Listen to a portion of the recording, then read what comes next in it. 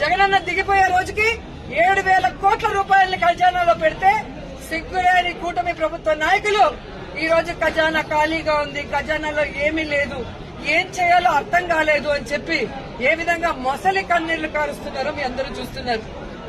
మరి మొదటిసారి ముఖ్యమంత్రి అయిన వ్యక్తి, వయసులో చిన్నవాడైన జగన్మోహన్ రెడ్డి గారు సంపద సృష్టించి ప్రజలకిచ్చిన మేనిఫెస్టోని ఎలా నెరవేర్చాడు, ఈ రాష్ట్రాన్ని అభివృద్ది వైపుకి ఎలా నడిపించాడు, మెడికల్ కాలేజీలు ఎలా కట్టాడు, పిహెచ్సిల్ని ఎలా కట్టించాడు, స్కూల్స్ ని ఎలా రెనోవేట్ చేశాడు, ఈ రోజు టెంపుల్స్ ఎలా కట్టించాడు, రోడ్లు ఎలా వేశాడు, చెప్పుకుంటూ పోతే హార్బర్లు ఎలా కట్టారు. ఈడేమో అనుభవం ఉందంటాడు. సంవత్సరం అవుతుంది, ఒక్క సెంటు భూమి ఒకరికి ఇచ్చారో, ఒక ఇల్లు కట్టించారో? జగన్మోహన్ రెడ్డి గారు దిగిపోయే రోజుకి ఫినిషింగ్ లో ఉన్న మెడికల్ కాలేజీలు ఇంతవరకు పూర్తి చేయట్లేదు. వాటిని అమ్మేసి జగన్ గారి పేరు ఎవరు గుర్తు పెట్టుకోకూడదన్న ప్రయత్నం చేస్తున్నారు. హార్బర్లను అమ్మేయాలని చూస్తున్నారు ప్రైవేట్ వాళ్ళకి. స్కూళ్లన్నీ కూడా నిర్వీర్యం చేస్తున్నారు. ఇప్పటికే సిబిఎస్ఈ తీసేశారు, ఐపీది కట్ చేసేశారు, ట్యాబ్స్ కట్ చేసేశారు, రెనోవేషన్ లో ఫైనల్ స్టేజ్ లో ఉన్న వాటిని ఆపేశారు. అలాగే పిహెచ్సిలు, హాస్పిటళ్లు ఏవైతే బ్యాలెన్స్ ఉన్నాయో వాటన్నిటిని ఆపేయడం మనం కళ్ళారా చూస్తున్నాం. ఇంతవరకు ఒక గుడి కట్టించారా, ఒక బడి కట్టించారా, ఒక రోడ్డు వేశారా, ఒక ఇల్లు కట్టించారా అంటే ఏమీ కూడా లేదు. వీళ్ళు సూపర్ 6 ని గాలికి వదిలేసి సూపర్ స్కామ్లు చేసుకుంటూ ముందుకెళ్తున్నారు.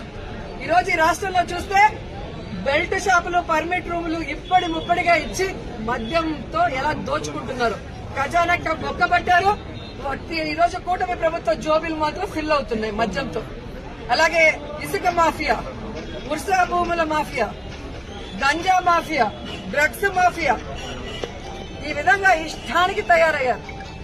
పోలీసులు ఎలా తయారయ్యారంటే రెడ్ బుక్ రాజ్యాంగానికి కాపలా కాస్తున్నారు.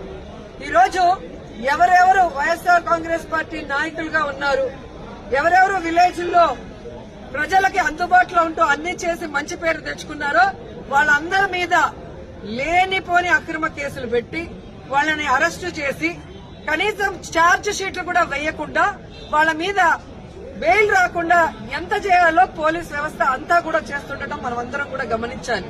నిజంగా ఒక తప్పు జరిగితే కేసు ఎఫ్ఐఆర్ చేయండి. ఇమీడియట్ గా 10-15 రోజుల లోపలైనా మినిమం ఆ కేసుల్ని ఛార్జ్ షీట్ వేసి మీరు కోర్టుకి అప్పగిస్తేనే కదా వాళ్ళకి బెయిల్ వస్తుంది. అంటే తప్పుడు కేసులు కాబట్టి ఛార్జ్ షీట్ లో నిజాలు రాయాలి కాబట్టి, తప్పులు రాస్తే రేపు వాళ్ళ ఉద్యోగం పోతుంది కాబట్టి ఈ రోజు తప్పుడు కేసులతో జైల్లో 50 రోజులు, 60 రోజులు, 70 రోజులు మగ్గిపోయే పరిస్థితి వైఎస్ఆర్ కాంగ్రెస్ పార్టీ కార్యకర్తలకి, నాయకులకి కలుగుతోంది. ఎవరైతే ఈ రోజు తప్పుడు కేసులతో జైళ్లకు వెళ్లారో వాళ్ళకి అండగా నిలబడ్డాం. వారందరికీ కూడా ఈరోజు బెయిల్స్ కి ఇచ్చాం. ఎవరైతే వాళ్ళ మీద అక్రమ కేసులు పెట్టి ఇబ్బంది పెట్టారో ఆ కూటమి నాయకుల్ని గాని, ఆ అఫీషియల్స్ ని గాని వదిలిపెట్టేది లేదు. మీకు రెడ్ బుక్ రాజ్యాంగం ఉంటే మాకు అంబేద్కర్ గారి రాజ్యాంగం ఉంది. అంబేద్కర్ గారి రాజ్యాంగం ప్రకారం న్యాయబద్దంగా మీ అందరినీ కూడా శిక్షిస్తామని కూడా ఈ సందర్భంగా తెలియజేసుకుంటున్నాం.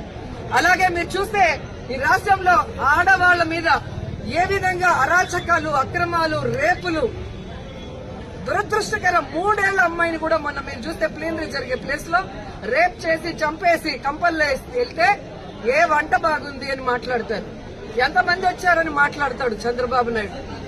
ఇచ్చిన సూపర్ 6 కి దిక్కు లేదు.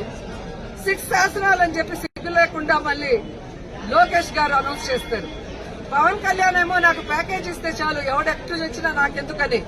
రాష్ట్రంలోనే కాదు, పిఠాపురంలో ఆడపిల్లలు రేపైనా పట్టించుకోడు. పిఠాపురంలో ఎస్సీల్ని గ్రామ బహిష్కరణ చేస్తే పట్టించుకోడు. సుగాలి కేసు అన్నారు, ఏమైందో తెలియదు. 30,000 మంది మాయమయ్యారన్నారు. మరి ఆ రోజు ఇంటెలిజెన్స్ వ్యవస్థ నీకు చెప్తే ఈ రోజు కూటమి ప్రభుత్వంలో ఉన్న నీకు ఇంటెలిజెన్స్ చెప్పదా 30,000 మంది ఎక్కడున్నారు? చంద్రబాబు నాయుడు ఎదురుగా నించొని ప్రజలకి వెన్నుపోటు పొడిచిన కట్టప్ అయితే సైడ్ నుంచి పొడిచిన కన్నింగ్ కట్టపులు పవన్ కళ్యాణ్ అండ్ లోకేష్ అని కూడా ఈ సందర్భంగా తెలియజేసుకుంటున్నాను. సో ముగ్గురికి నేను చెప్తున్నా, మీరు ప్రజలకి వెన్నుపోటు పొడిస్తే సైలెంట్ గా వెళ్లే పరిస్థితి లేదు. ప్రజలకి అండగా జగనన్న ఉన్నాడు. జగనన్న వెనక మేమందరం ఉన్నాం. జగనన్న సైనికులుగా మీ ప్రభుత్వం మెడలు వంచుతాం. ప్రజలకు మీరు ఇచ్చిన హామీలు నెరవేర్చేంత వరకు ముఖ్యంగా రైతు బాగుంటే రాష్ట్రం బాగుంటుందని నమ్మిన వ్యక్తులు వైఎస్ఆర్ గారు, జగన్మోహన్ రెడ్డి గారు. రైతు బాంధవులుగా వాళ్ళకి కావాల్సినవన్నీ చేశారు. రైతుకు గిట్టుబాటు ధర ఇచ్చారు. రైతుకు పెట్టుబడి రైతు భరోసా ద్వారా రబీకి గాని ఖరీఫ్కి గాని అందించడం మనం చూసాం. అలాగే వాళ్ళ గ్రామాల్లోనే వాళ్ళకి నాణ్యమైన విత్తనాలు గాని ఎరువులు గాని వ్యవసాయానికి సంబంధించిన పనిముట్లనన్నీ కూడా